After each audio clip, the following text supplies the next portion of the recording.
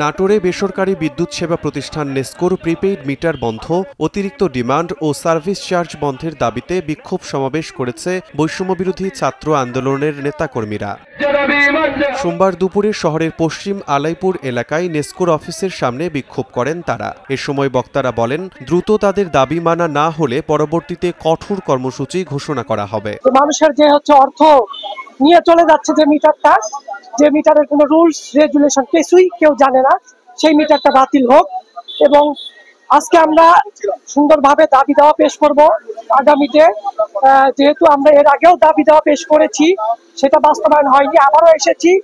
এবারও যদি বাস্তবায়ন না হয় তাহলে আগামীতে আরো কঠোর কর্মসূচি দিতে বাধ্য থাকি।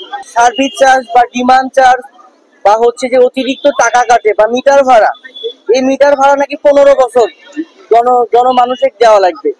এই যে অতিরিক্ত টাকা যেটা মানুষের পকেট থেকে যাচ্ছে, বা আমাদের যে শহরের কোনো আয় রোজগার নাই, তো এর প্রেক্ষিতে আমরা এই শহরের প্রেক্ষিতে, আমাদের এই মফস্বল শহরের প্রেক্ষিতে এই মিটার আসলে নাটোর শহরের জন্য প্রযোজ্য না। সার্ভে না করে, কোনো কিছু না করে সরকার একটি মিটার চাপাই দিল বিগত প্রতিষ্ঠা আমলে। এ সময় নেসকোর অফিস চত্বরে অপ্রীতিকর ঘটনা এড়াতে নেসকোর অফিসের সামনে পুলিশ মোতায়েন করা হয়। সময় সংবাদ, নাটোর।